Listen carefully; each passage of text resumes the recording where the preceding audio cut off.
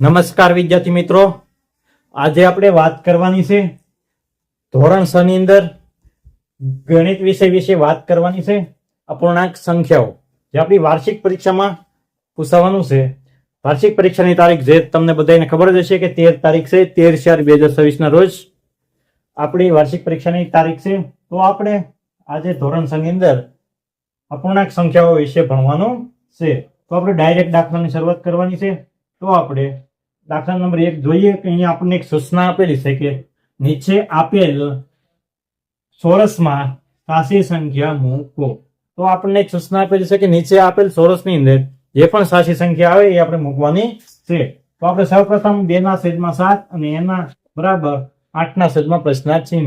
તો જે આપણું અહીંયા પ્રશ્નાર્થ ચિહ્ન જે છે ત્યાં જ આપણે સંખ્યા શોધીને મૂકવાની છે. હવે આપણે સૌપ્રથમ જોયું કે છેદ સરખા કરવા માટે લસા લેવો પડે છે.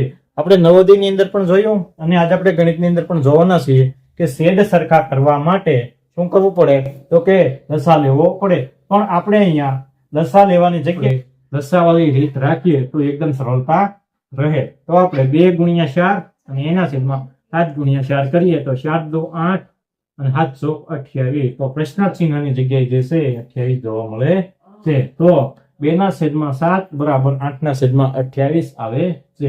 એની પછી આપણને અહીંયા થોડાક દાખલા આપેલા છે તો એ આપણે ભણવાના છે. તો આપણને દાખલા નંબર 2 કે 2/3 વત્તા 1/7 કરીએ તો એના બરાબર કેટલા આવે.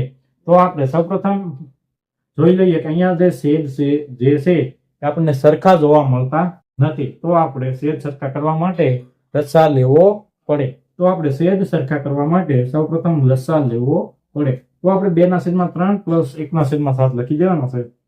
હવે આપણને બધાને ખબર છે કે 3 અને 7 ના ઘડિયામાં સામાન્ય સંખ્યા શું આવે તો કે 21 આવે છે. પણ 21 લાવવા માટે ગુણાકાર કરવો પડે. તો 2/3 કરીએ તો 3 × 7 કરીએ તો આપણને 21 મળે. તો ઉપર પણ 7 વડે ગુણાકાર કરવો પડે. તો 2/7 અને એના છેદમાં 3 × 7 એના પ્લસ 1 × 3 અને 7 તેરી 21 તો 7 × 3. તો આપણને 7 × 14 એના છેદમાં 21 3 × 3 એના છેદમાં 21. તો આપણને જવાબ મળી જાય છે 14/21 પ્લસ 3/21. તો 14 + 3 કરીએ તો 17 મળે છે અને છેદ સરખા હોવાથી છેદમાં 21 જ આવશે. તો આપણો જવાબ જે ફાઇનલ બને છે એ 17/21 બને છે.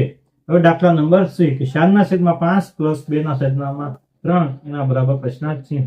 તો આપણે સૌપ્રથમ પ્રથમ દાખલાની જેમ લખી નાખવાનું છે કે 4/5 પ્લસ 2/3. હવે આપણે છેદ સરખા કરવા માટે લસા લેવો પડે. તો આપણને અહીંયા 5 અને 3 જોવા મળે છે. તો 5 અને 3 ની અંદર સામાન્ય સંખ્યા જે હોય છે એ આપણને 15 જોવા મળે છે. તો હવે આપણે 15 લાવવા માટે ગુણાકાર કરવો પડે. તો 5 × 3 કરીએ તો 15 અને 3 × 5 કરીએ તો 15. તો ઉપર જ પણ એ સંખ્યા વડે ગુણાકાર કરવો પડે. 4 × 3 તો 12, 5 × 3 તો 15 અને 5 × 2 તો 10, 3 × 5 તો 15. તો 12 + 10 અને એના છેદમાં 15. તો 22/15. તો આપણે આગળ આનો કોઈ પણ ભાગ ચાલતો નથી. તો આપણો જે જવાબ બને છે 22/15 એ સાચો અને ફાઇનલ જવાબ બને છે. તો આનો જવાબ આવશે 22/15. હવે આપણે દાખલા નંબર D જોઈએ. અહીંયા આપણને નિશાની બદલી જાય છે. અહીંયા આપણને બાદબાકીની નિશાની જોવા મળે છે. તો 5/6 માંથી 1/3 બાદ કરીએ તો આપણને શું જવાબ મળે તો પ્રશ્નાર્થ ચિહ્ન આવી જાય છે. તો આપણે સૌપ્રથમ રકમ લખી દેવાની છે અને વચ્ચે જે નિશાની હોય એ આપણે નિશાની પણ મૂકી દેવાની છે. હવે આપણે છેદ સરખા કરવા માટે લસા લેવો ફરજિયાત છે. તો લસા લેતા તો આપણને અહીંયા આ 6 અને 3 ની અંદર જે સામાન્ય સંખ્યા હોય છે એ આપણને 18 જોવા મળે છે.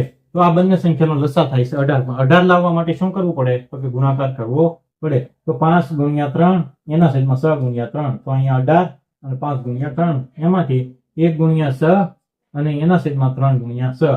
તો આપણને 5 તેરી 15 અને 6 તેરી 18. 6 એકુ 6 અને 6 તેરી 18. તો 15 માંથી 6 બાદ કરીએ તો આપણને મળે છે 9/18. પણ અહીંયા આપણને 9 અને 18 જે આપણને સામાન્ય લાગતા હોય એવું લાગે છે. તો 9 ના ઘડિયામાં 18 આવી જાય છે તો કે હા. તો 18/9 કરીએ તો આપણને 2 મળે. તો અહીંયા આપણે 1 અને અહીંયા 2 તો 1/2 જે છે એ આપણો જવાબ થાય છે. તો આવી રીતના અપૂર્ણાંક સંખ્યાઓની અંદર દાખલાઓ પૂછાવાના છે અને વાર્ષિક પરીક્ષાની અંદર પણ પેપરની અંદર આવા દાખલા પૂછાઈ શકે છે. તો આવા દાખલાની નોંધ લઈ અને વધારે આવા દાખલાના ઉદાહરણ લેવા જોઈએ અને આપણે ગણતરી કરવી જોઈએ.